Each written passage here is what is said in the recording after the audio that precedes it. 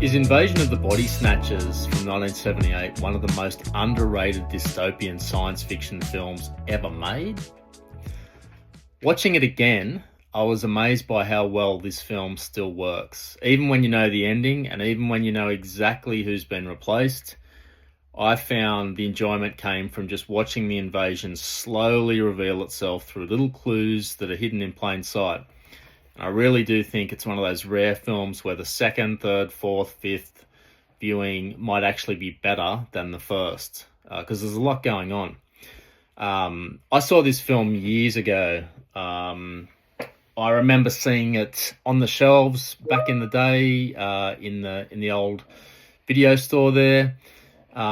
It sounded interesting. It had an interesting cover, and I watched it. And I found it very intriguing the first time round. I didn't come back to it for a while, but then I've seen it, like I said, probably 5 or 6 times since then, and it's still builds the atmosphere brilliantly. I think it's not really. I don't think of this movie really as an alien invasion movie. It's definitely a paranoia conspiracy movie, and that really fits into the 70s dynamic. There were a lot of films being made that had this conspiracy outlook following Watergate in particular, I think. So this one's really about the fear that one day you're going to wake up and realize that the world around you has changed and you're the only one who can see it, and that's pretty chilling. I found the opening credits really incredibly effective. And of course, Jerry Goldsmith involved. His eerie score immediately unsettled me. And then instead of like the usual thing you'd expect in a movie like this at the start, having spaceships or aliens, director Philip Kaufman focuses on just everyday things, rain and leaves and spores and the natural world, but it's meant to signify the invasion. You see them floating across space and just landing on things and then just spreading out. And things like the apparent raindrop just landing on the leaf before spreading. It's really beautifully done for 1978, and nature itself becomes threatening. And then we see Brooke Adams innocently picking one of those strange little red flowers. Straight away, we know that she's in trouble. Another thing that unnerved me at the start is just Robert Duvall, completely unannounced, as a priest, just on the children's swing set there. It just adds another strange layer to this opening. Like, what is going on here? Robert Duvall as a priest. Nothing feels quite right. Everything feels just out of whack, and it's a really intriguing start. Philip Kaufman, the filmmaker, he'd been involved in some interesting things before this. There's a film called The White Dawn that came out in 1974. It's got Warren Oates in it. I love watching Warren Oates. He's got a unique, rough around the edges, lived in kind of body and squint. I remember that film being quite good. Apparently, Philip Kaufman worked extensively on The Outlaw Josie Wales, one of Clint Eastwood's best films, probably in his top 4 or 5. He worked extensively on it before Clint Eastwood took over directing it. And apparently he helped develop early story ideas that eventually ended up as Raiders of the Lost Ark, a little film you might have heard of. I think by 1978 he became known for taking intelligent ideas and grounding them in these believable human characters. After this, he went on and made some other interesting films, including The Wanderers in 1979 with Ken Wall, from Wise Guy fame. I remember that show fondly. A great film, The Right Stuff, in 1983 about the astronauts program, based on the Tom Wolfe novel, which is also brilliant. Another adaptation, The Unbearable Lightness of Being, in 1988. That's a really interesting novel. I read that in the last few years. I have seen the film a long time ago. Henry and June in 1990. That's a pretty racy one, based on Henry Miller. And if you've ever read any Henry Miller, you'll know what I'm talking about there. Rising Sun, which is an interesting one. That's a Michael Crichton adaptation, one of his novels. And even Quills in 2000 with, I think Jeffrey Rush was in that with Kate Winslet. Um, he makes different, like I said, quite varied films there. But he trusts the audience. I like this about directors from this period of time, in the 70s in particular. They treat the audience with some respect for their intelligence. They never over-explain in obvious ways. And everything in this film's built through atmosphere rather than exposition. And I really enjoy that. I also like the style, the visual style that Philip Kaufman brings to this. He shoots from quite unusual low angles right from the get-go. I started to wonder, is he trying to show us what the world looks like from the plants' point of view? Because they are one of the main players in this film. And whether intentional or not, the camera just often felt like it's watching humanity from ground level. And that was quite chilling as well. I also liked, early in the film, Donald Sutherland's character. He's a health inspector, and he gets the usual reaction when he's closing down a restaurant. Comes out to find a cracked windscreen. It doesn't get fixed throughout the film, so he's driving around. He's got bigger things on his plate. He's driving around with his cracked windscreen, and I thought it was a really great visual idea because as his character starts to see reality differently, so do we, just with that fracturing. San Francisco is used really well in this film. It's not just the backdrop, a pretty, Golden Gate Bridge, the bay, the hilly streets, the trams that I'm used to seeing, but it's really another character. It's used a lot. It's cold, though. It's busy, and it's really indifferent. And to me, the city of San Francisco feels like it's quietly working against the remaining humans who haven't been swapped or snatched. I did notice on this watch all the endless garbage trucks, constantly collecting rubbish, compacting it. I just couldn't help wondering, are they disposing of the discarded bodies after the pod people have taken over? The film never tells us explicitly, just plants the idea. Do you see what I did there?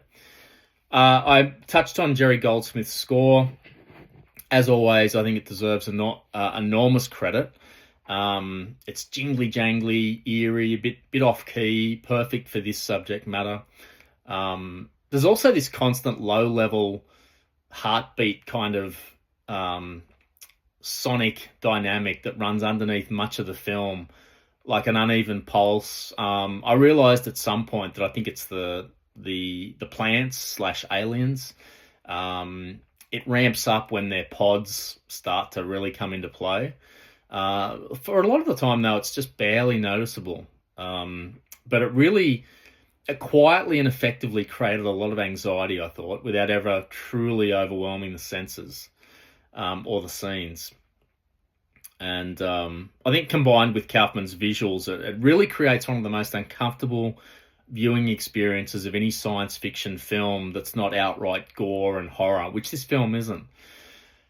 Getting on to Donald Sutherland, I've always liked his watching him. He brings a lot of warmth, and he's perfect for this film as one of the only true remaining humans. By this time in 78, he was really one of Hollywood's finest actors. Just part of the scenery, like people like Michael Caine, just always dependable, always there without really being, I think, considered as an A-grader, though I think he was. You look at his career: The Dirty Dozen, MASH, Kelly's Heroes with Eastwood, Clute. That is a banger of a movie, Clute. Don't Look Now. I love that film too. I'll be talking about that film when I get to it. 1900, I think that's a Bertolucci film with De Niro that is super long, and I honestly can't remember too much about it except for the length of it. Animal House. Look, Donald Sutherland is one of those guys, a bit like Christopher Walken, that is in so many films. I don't think the guy ever says no. Sadly passed away, I feel like it was either earlier this year or late last year. And he must have been in hundreds of films. He was always working. Seemed to be interested in just showing up in movies, whether as one of the leads or just popping up, like in JFK, where he's outstanding.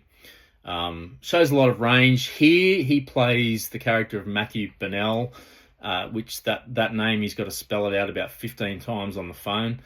He just plays him as a fairly ordinary kind of fella. A health inspector, not exactly the sexiest profession ever put on screen. I can't remember too many other stars playing health inspectors. There you go. Looking at rat turds and challenging people to eat it when they're saying that it's actually some sort of herb or condiment. No, it's a rat turd. That's exactly why it works, though, in this one. I think he's really believable and he's relatable. He's not Warren Beatty. He's not Burt Reynolds. He looks like, one of your dad's friends. Just believable, realistic. And his gradual descent into paranoia in this film, it really feels completely natural to me. Although I also reckon he's a bit of a Renaissance man for 1978. Cooking in a wok, eating with chopsticks, eating outside, just being progressive, not freaking out, living this urban lifestyle. I think he's way ahead of his time. He was in a purple patch around here. Ordinary People was coming up in 1980. He was so good in that. God, I felt sorry for him in that movie. Eye of the Needle, that's brilliant too. Great novel too. If you ever get to that. It's by, God, it's probably here on my shelf somewhere. What's his name? Ken someone. He wrote Pillars of the Earth as well. Anyway, really good read. JFK, of course, in 91, playing that fictional character that he's in there for about 15 minutes with Kevin Costner, and just it's one of the best, if not the best parts of that movie. Outbreak, Cold Mountain. He was even in the Hunger Games. I think in the Hunger Games he was like the president. He was a bad guy in that one. He can do bad guys too. One of cinema's great character actors. Love him. I do want to touch on Brooke Adams, though. Watching this film again made me wonder, was Brooke Adams one of the forgotten scream queens of her generation? She was in Shockwaves the year before, which I saw a few times growing up and have a lot of thoughts about that one. Days of Heaven, the same year as this with Richard Gere, one of the most beautifully shot films ever made. Afterwards, she was also in The Dead Zone with Chris Walken. And she spends a lot of time in this, The Dead Zone and Shockwaves, just reacting to incredible things happening around her. Another film called The Sender she was in. I think I've seen that. It's a bit, not as good, but quite weird, that one. And even another film that I didn't see in the 90s called The Unborn. She'd kind of gone off the boil a little bit by then. But I reckon that she was used in a lot of these kind of films as the anchor, because she's just got a natural quality and look about her. And again, a bit like Donald Sutherland, she looks like I think she's quite attractive, but she looks and striking in for a time, and still now. But I think she's not an out and out Hollywood glam queen. Again, she's relatable. Her character in this gradually sounds like she's going mad, like talking about everyone secretly knowing each other, this big conspiracy. They're all communicating without speaking. My husband's my husband, but he's not. Just weird things that you'd look at her and think, okay, off to the funny farm for you. of course, she's absolutely right. Um, Actually, when I was watching this, I know we're a few years out of the pandemic now, but I just reminded me about COVID. Not because the alien invasion, whatever you want to call it, is similar, but just that feeling of looking at people differently, just wondering, can I trust this person if I'm in close proximity to them? Am I going to get, am I going to get the COVID? Um, are they being straight with me? Are they so? I can remember the times, is this person so desperate for some social interaction that they're happy to risk infecting me and really damaging our friendship? Anyway, I think that uncertainty that Brooke Adams runs into really gives the film an entirely new relevance in these post-pandemic times, but it's still floating around. I do want to talk about the supporting cast in this. You've got three genuine oddballs. Jeff Goldblum, a few years off his entrance via Death Wish, and he's a lunatic in that one for a few scenes. In this one, he arrives with that unique nervous energy, like Kramer. He reminds me of Kramer. That's what it is. That just came to me now. He's like the Kramer of the 70s, but particularly the 80s. He just sort of lurched around. He's tall, he's gangly, a bit awkward,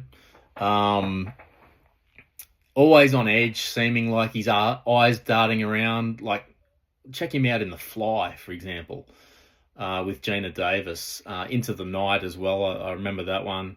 Oh, God. Great guy. Very intelligent, too. He always looks like he's discovering things and can't wait to tell people. Just unmistakable. You can't miss him. Perfect role for him in this one.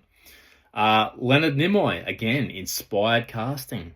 I think when I saw this film, it might have been the first time I'd seen him not playing Spock, which is always a jarring thing. It's like when I saw William Shatner in that cop show he was in with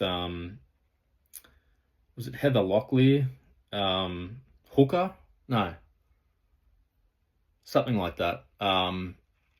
It just looked weird with him running around in these LAPD uniform. Talk about being typecast, Leonard Nimoy. But his authority from Spock, I think, makes him immediately believable, and integrity that the Spock character brings. And right from the get-go, I'm wondering, okay, Len, which side are you on? I was suspicious of him from the start. Yeah, I like seeing him in this one. Thirdly, Veronica Cartwright. She's always up for some oddball, bizarre films and acting.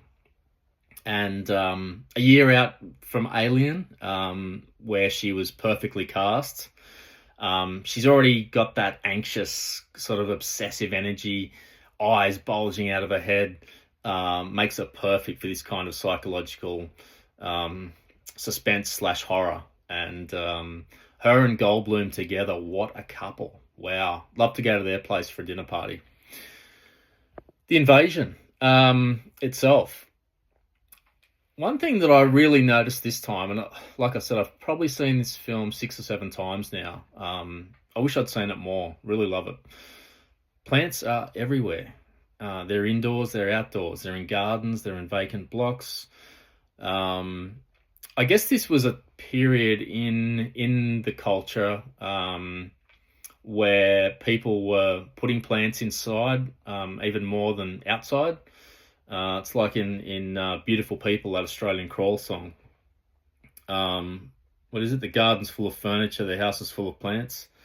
It seemed to be a way of showing affluence.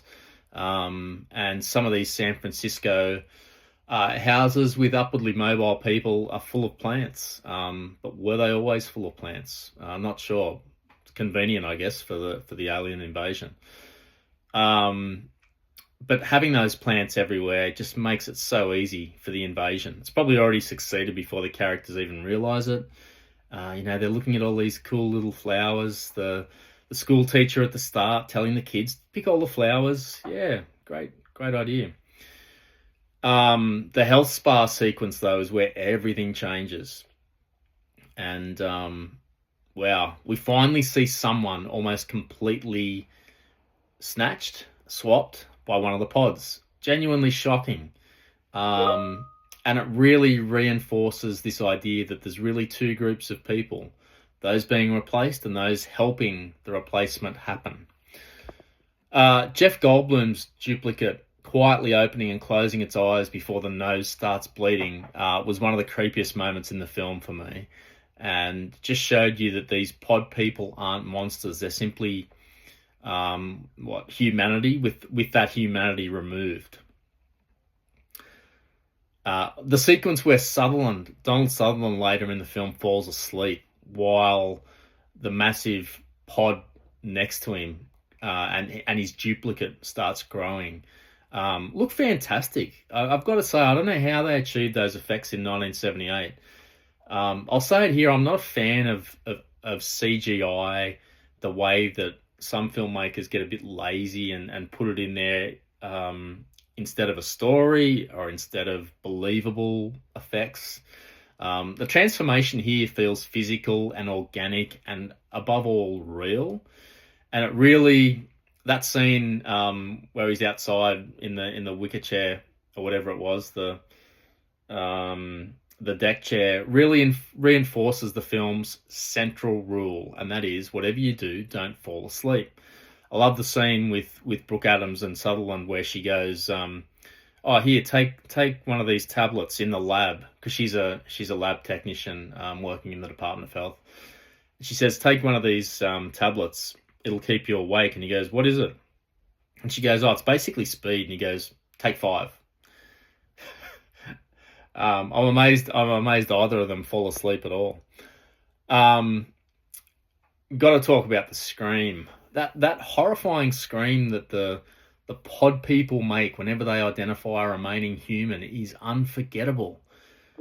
You know, the open mouth, the shriek, the pointing finger. I do think it's one of the great horror sounds of the 70s or any decade. It is so chilling. There's a scene where the 4 or 5 main characters are getting chased up and down stairs in and amongst the houses there on one of those sloping San Francisco streets, and they're all the pod people are just pointing down from the balconies above and below and on the street and making that shriek. It's enough to make you stand still. I did notice Kevin McCarthy. He's the guy that runs into traffic and jumps on the bonnet of Sutherland's car, screaming, "They're coming! They're coming!" For me, he always had that wonderful crazy man who might actually be telling the truth quality. I'd always remembered him ever since I saw The Twilight Zone, the movie, the one with Dan Aykroyd in it. And he's perfectly used here as a link back to the original 1956 film. This is a remake of the 1956 film, and he was in that, so I thought that was a nice touch. The ending to me remains devastating, even though I know what's coming. It's one of the great. I do think it's one of the great shock endings in science fiction, and it's not shocking because it's violent or anything. It's just because it's emotionally final. And no matter how many times I watch this, I keep watching it, and it's this weird thing you do sometimes where you hope that this time when you're watching it, the outcome's going to be different. It's a worry because I think that's the definition of insanity, isn't it? Doing the same thing over and over again and hoping for a different result. Anyway, let's move on. Is this a date film? I think it is. I think it is. I think creepy movies with some jump shocks and some sparks between characters, and there's some definite sparks between Sutherland and Brooke Adams. Very believable. Really had some kind of Donald Sutherland, Julie Christie energy, just about, from Don't Look Now. If you've seen that movie, you'll know exactly what I'm talking about. Anyway, I think you are looking for a film, aren't you? That you want the other person to be a bit afraid and come to you for solace, hold on to you. But this it's smart and creepy and entertaining without being bleak or somber or too much. So yeah, I do think it's a date film, and I do think it's a hangover film. It's nostalgic. It's easy to settle into. It doesn't have sharp edges. And the mystery still works even when you know the outcome. I've established that. That's my opinion anyway. So yeah, I could see this is a gateway into making your way into your Sunday or Saturday, or if you're a real rager, your Wednesday or Thursday. Yeah, use it that way. And yes, this one is a trifecta because it's a watch alone film as well. I watched it alone. Um, I think it's best watched at night. I watched it mid afternoon, but I've watched it at night most other times because I do think it's a film that rewards that total immersion. Just let its atmosphere and paranoia get under your skin, and you'll really reap the benefits if you like being scared or just a bit unnerved. Um, and this time when I saw it, it was a much better print than other ones. I saw this on Prime Amazon, and it was a really sharp, well-defined print. So yeah, it was great to look at. So look, you can tell I love this one. This film still holds up. It's only dated in some of the fashions, and that makes it more intriguing and more sort of weird in a way. I love it. I do think it's one of the great dystopian science fiction films, and it doesn't get enough love. Doesn't get talked about enough. Performances are outstanding and believable, relatable. You feel for these people. You get to play that game with yourself where you think, what would I do if I was one of these people, thinking that everything's changed overnight, everyone's against me, there's a conspiracy. And that's because of the extraordinary atmosphere, Jerry Goldsmith's score, putting you off your step. Phil Kaufman directs it, in a subtle but intelligent way. It doesn't hit you over the head with the messages.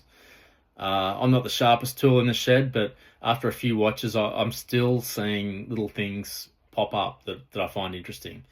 But yeah, I think the biggest compliment I can give it is knowing the ending doesn't lessen the experience. Just like The Sixth Sense, just like Unbreakable, just like the best films like this, where yes, there might be a twist or two, but even when you know them, you still want to watch it and enjoy the journey. If anything, it made me notice just how cleverly the film has been laying its clues from the very first frame.